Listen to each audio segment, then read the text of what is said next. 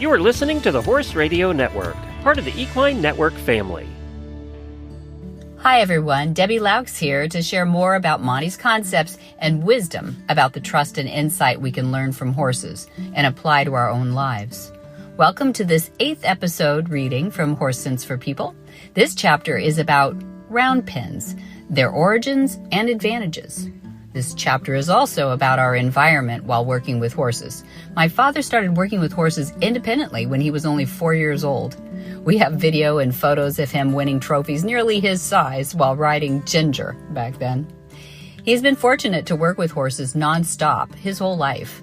That experience, and given a love for horses and a curiosity about better ways to train the flight animal, puts him in a very unique position to be comfortable even in new situations and environments.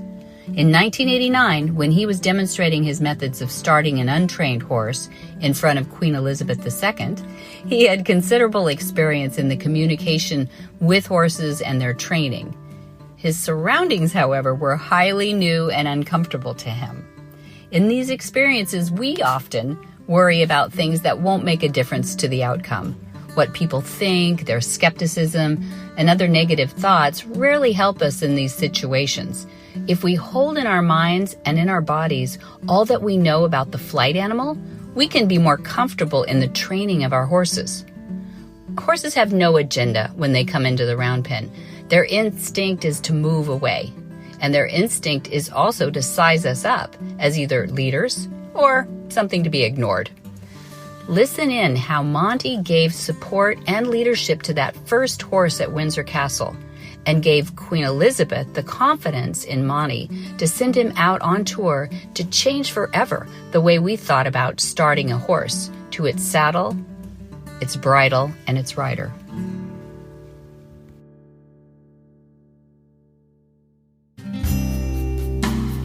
The round pen. I didn't invent the idea of the round pen.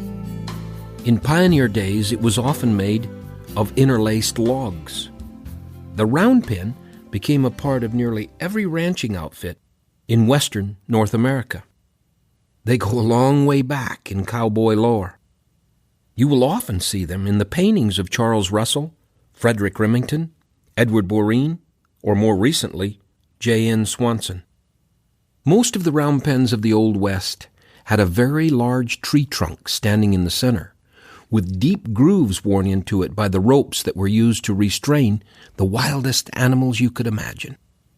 A couple of wraps around this snubbing post could cause a wild horse to come crashing to the ground, literally at the end of his tether. What's great about hands-on gloves?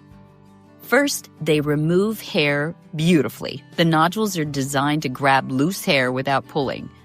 Second, you can use them wet or dry. Dry brushing, bathing, shampooing, they do it all. The gloves don't slip when they're wet, which is a huge deal for bath time. 3, you have way more control than a traditional brush. Your hands follow the contours of the animal's body, around the face, down the legs, under the belly, over the hips. No awkward angles, just natural position.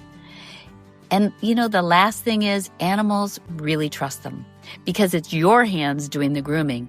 Horses and pets accept them much easier than a hard plastic brush.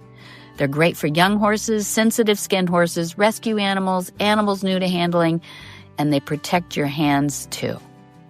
We trust them. You can too. At Monty Roberts University, we have one of the most comprehensive, accessible, and transformative equine education platforms in the world. Here's what makes it truly exceptional. We have over 900 video lessons from Monty himself and top trainers all over the world. We learn the language of equus on there. Monty Roberts University is built around Monty's lifelong work of decoding equus, the nonverbal communication system that horses use naturally. The university teaches people how to listen to horses and respond in a way that builds trust instead of fear, changing training relationships forever.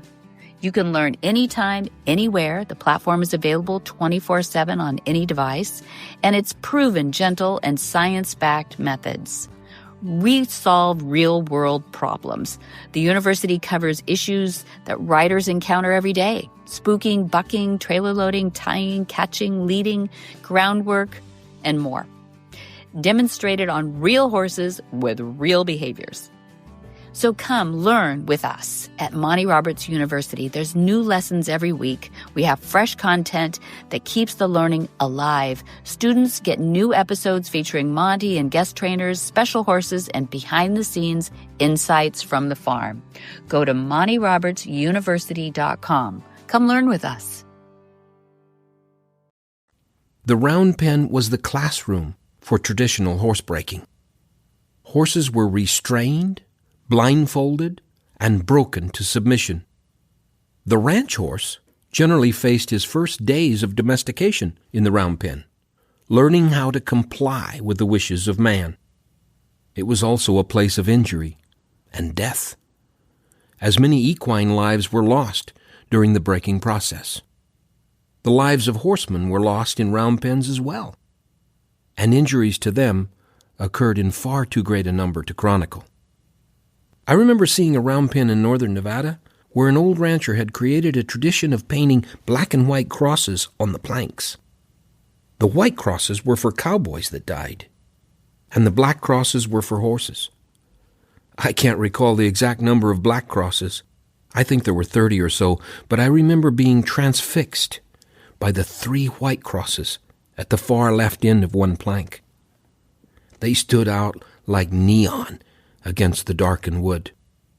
The round pen allows your animal to move without stopping the flow of energy, as an enclosure with corners would do. It also allows the person directing the activity to travel a lesser distance than the horse, which is necessary given the physical superiority of the equine student. At Flag Is Up Farms, I have several round pens. They provide me with the optimal environment within which the horse can learn. The round pen is where I introduce the horse to the idea that he and I are on the same team. The horse has a natural understanding of the concept of the herd and teamwork. How often can the same be said about people?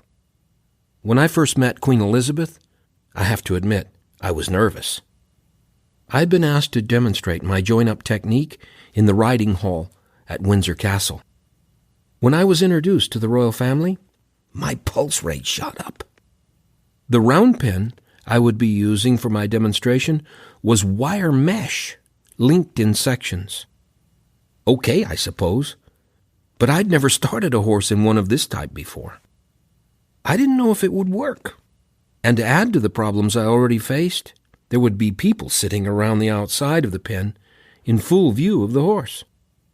I had no idea how that would affect join-up. I have never started a horse with my adrenaline as high as it was that day when I was introduced to Her Majesty. I was subjecting myself to a considerable change in context. A wire mesh pen, people all around the outside, and a heartbeat like an express train. But once I stepped into the pen and started working with the horse, I realized that this new environment was not going to affect my ability to communicate. The moment our work began, my pulse rate returned to normal.